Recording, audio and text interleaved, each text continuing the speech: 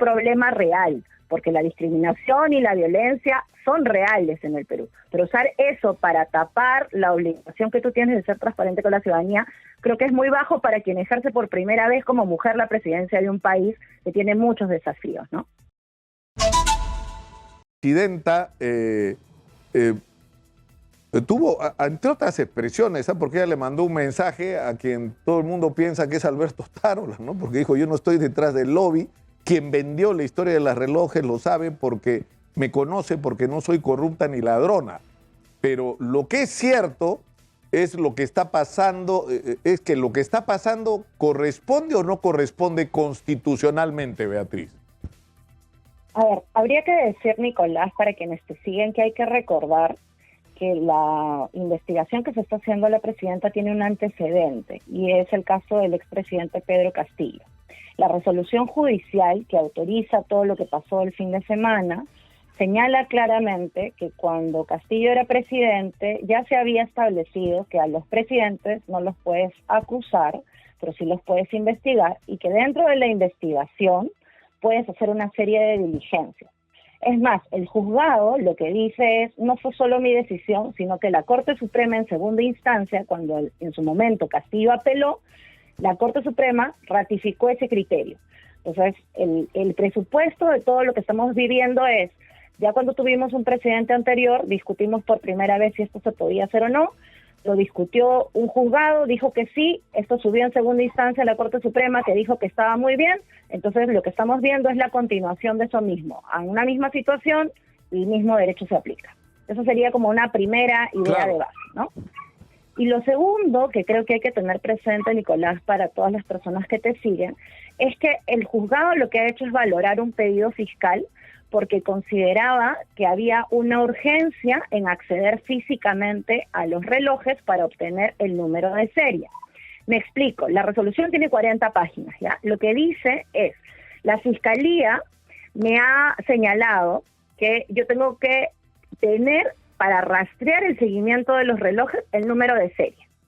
Se llamó a declarar, porque eso figura en la resolución, al gerente general de la Casa Banquero, que es la única que importa los relojes. Y ahí está la declaración ante las autoridades, en la que él dice que estos relojes son herméticos y que la única forma, si tú no tienes los envoltorios y demás, ¿no?, de sacar cuál es el origen del reloj para rastrearlo, es abrirlos con unas herramientas especiales y ver en la contratapa del reloj el número de serie. ¿Qué es lo que dice entonces el juzgado? Necesito acceso físico a los relojes. Ya se ha hecho el intento de acceder físicamente y ha habido inconcurrencia, es decir, no colaboración de la presidenta, que ya todas y todos sabemos que no estuvo en su domicilio, no abrió la puerta en Palacio, etcétera y etcétera.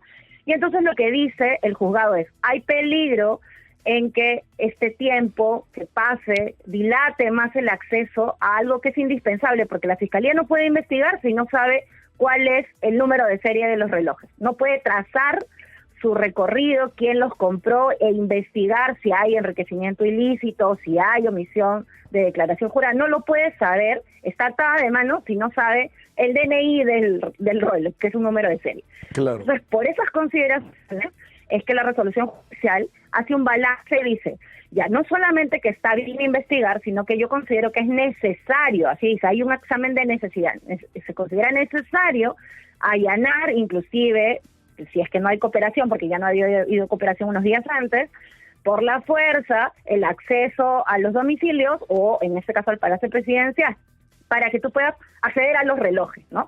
Bueno, ya hemos sabido este fin de semana que no se encontró el reloj, pero se encontró al menos el número de serie de al menos uno de ellos, ¿no? Y alguna otra prenda de lujo, al parecer, también con sus números de serie, ¿no? Ahora, la presidenta ha dicho que lo que ha ocurrido con estos allanamientos los ha calificado de discriminatorios e inconstitucionales. Por lo que tú acabas de decir, discriminatorio no ha sido porque es exactamente lo mismo que se hizo con Pedro Castillo desde que se estableció, como tú has señalado, Beatriz, que un presidente en ejercicio no puede ser acusado, es cierto, pero sí puede ser investigado y eso abre todo el abanico de posibilidades de medidas que se pueden solicitar en una investigación. Ahora, ¿es inconstitucional en algún punto? Tal cual. tal cual, como tú has dicho, discriminatorio no es porque no es la primera vez, tampoco diría que es sexista, porque aunque el sexismo y la discriminación existen en nuestro país, el que tú seas funcionaria pública pone un nivel de escrutinio mayor, incluyendo el de mujeres y hombres. No por ser mujer tienen el privilegio que no se haga un escrutinio del origen de tus ingresos, ¿no? Y ahora, yendo a la inconstitucionalidad, lo que hay que decir allí, Nicolás, es que cualquiera que haya leído las 40 páginas, obviamente tiene el derecho a criticar esa resolución judicial. Pero lo que no puede decir es que no está fundamentada. Tú puedes decir que no estás de acuerdo con el criterio del juzgado y por lo tanto apelas para que la Corte Suprema te diga si está bien o está mal. ¿Qué ha hecho el juzgado? El juzgado dice, a mí la Fiscalía me pide varias cosas. Me pide allanamiento, me pide incautación y me pide inclusive el levantamiento del secreto de las comunicaciones, si se encuentran ciertos, por ejemplo, elementos como celulares y demás. Esto es el juzgado. El juzgado ha analizado pedido por pedido y ha dicho, no, físicamente, ¿qué necesito? El acceso a los Rolex, porque se necesita, es indispensable, es un examen de necesidad constitucional. Si tú no accedes físicamente al Rolex, no tienes su número de serie, no lo puedes hacer, no hay investigación posible que hacer. Pero, por ejemplo, el levantamiento del secreto de las comunicaciones, Nicolás, se lo han declarado infundado. ¿Eso por qué es interesante? Porque la Fiscalía te puede pedir el cielo, pero ¿a cargo de quién está a decidir? A cargo de el juzgado. Y el juzgado, por ejemplo, no autorizó nada que les declaró infundado todo lo que tuviera que ver con secreto de las comunicaciones. Y les ha autorizado solamente el allanamiento, el registro personal, todo para guiar a los Rolex, porque hizo un examen de legitimidad de la medida, necesidad y proporcionalidad constitucional de la medida. Nuevamente, Nicolás, tú puedes decir que no te parece, como por ejemplo la defensa dice siempre y apela, pero no puedes decir que el juzgado no hizo su tarea en fundamentarlo en las 40 hojas que tiene la resolución judicial. Claro, porque además esto plantea un problema por las características de su posición en la sociedad hoy.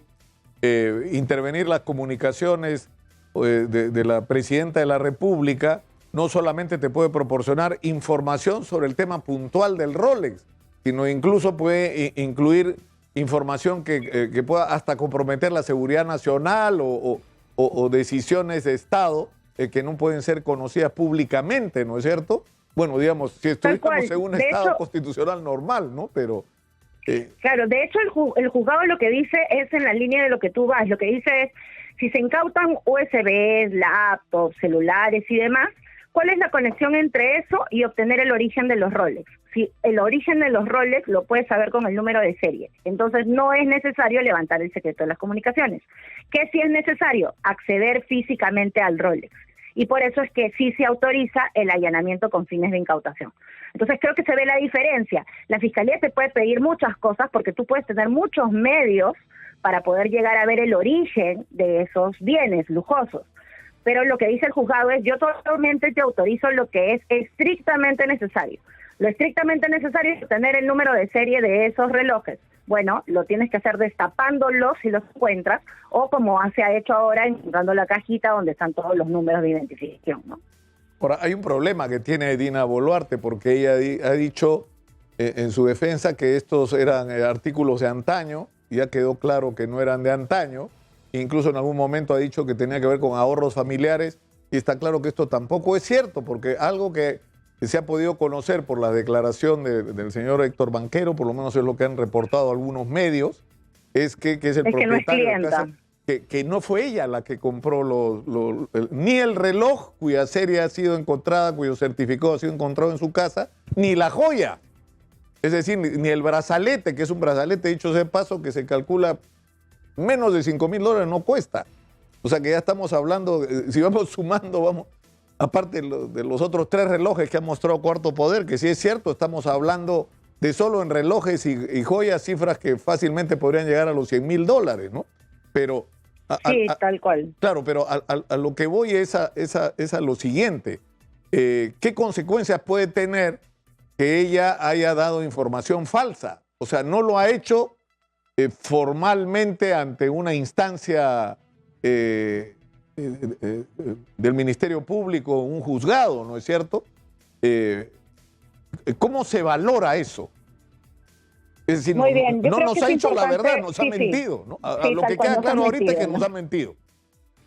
al menos a nosotros como conjunto de ciudadanía a través de la prensa nos han mentido, ¿no? Lo que hay que tener claro aquí, Nicolás, es que nuevamente, como venimos repitiendo desde el presidente Castillo y antes del presidente Castillo con todos los presidentes, tú tienes dos caminos, camino 1 a la derecha y camino 2 a la izquierda, y los dos pueden correr en paralelo. Pongámosle que el camino de la derecha es el camino penal. A ella actualmente se le está investigando por 2 delitos: presunto enriquecimiento ilícito y presunta omisión de haber declarado bien algunos documentos oficiales que ella tenía que haber llenado y que al no haberlos llenado bien habría, digamos, incurrido en ese delito. Entonces, 2 delitos: enriquecimiento ilícito y la omisión de consignar datos en sus declaraciones oficiales. Pero ese es el camino A, ¿no? El camino 1, el camino penal. Como tú bien has dicho, a todas las altas autoridades del Estado hay un camino B, que puede ser en paralelo, que es el camino que nosotros le llamamos político. ¿Quién ejerce ese camino político? El Congreso. En nuestro país eso se ha hecho a través de 2 vías. Una vía ha sido la vacancia, muchas personas la han respaldado, yo no estoy de acuerdo con las vacancias, no le he estado nunca de acuerdo, no estaría de acuerdo ahora, pero no es el único camino de la, digamos, cuestión política. Para eso tú tienes las infracciones constitucionales. Si tú consideras que una persona alta mandataria ha violado artículos de la Constitución, por ejemplo, el principio de lucha contra la corrupción, el principio del servicio público, idóneo, transparente y demás, que todos son disposiciones que están en nuestra Constitución, ¿a quién le corresponde activar ese camino político? Al Congreso. Los últimos años, lo que se ha hecho es vacancia, vacancia, vacancia. Bueno, ahora, vacancia ni infracción constitucional, nada. Porque lo único que está avanzando es lo penal por enriquecimiento ilícito o omisión de declaración jurada, pero lo que vemos, a diferencia de con el gobierno del expresidente Castillo u otros, es que hay poco interés en movilizar el camino político, ya sea infracción constitucional, que es lo que a mí me parece técnicamente correcto, o las vacancias, ¿no? Que es lo que se ha intentado en la historia del Perú. Pero de eso no se oye padre, como dice el refrán, ¿no? Claro, porque lo que está claro, y eso está mal, es que la vacancia presidencial no tenga parámetros claros en el texto constitucional, ¿no es cierto? Y que eso permita que lo que tú necesites para vacar un presidente en el Perú sean votos y no necesariamente razones. No importa si las razones son verdaderas o falsas, legítimas o no, lo que importa es que tienes el número suficiente y te traes abajo un presidente, ¿no? Por eso es que el Tribunal Constitucional forzó a que se suba la valla de la votación, siendo algo que podría terminar siendo arbitrario. Ahora, lo que es cierto es que en este contexto, si las investigaciones fiscales van a ir avanzando, así terminen concluyendo que Dina ha cometido graves delitos, no se le puede acusar hasta el 29 de julio del 2026. Eso es lo que dice la Constitución. Bueno, o sea, veremos también, solo Nicolás, para hacer un recordatorio, porque si recordamos lo que parece una vida atrás, que fue el gobierno del presidente Castillo, la que fue en ese momento fiscal de la Nación, con, digamos, el aplauso de muchos, yo no me incluyo, porque yo no estaba de acuerdo tampoco en ese momento y tampoco lo estaré de acuerdo ahora, ella le pidió al Congreso acusar. O sea, ella sí intentó cambiar el artículo 117, es decir, darle una ampliación al artículo 117 para poder ya no solo investigar, sino solo acusar.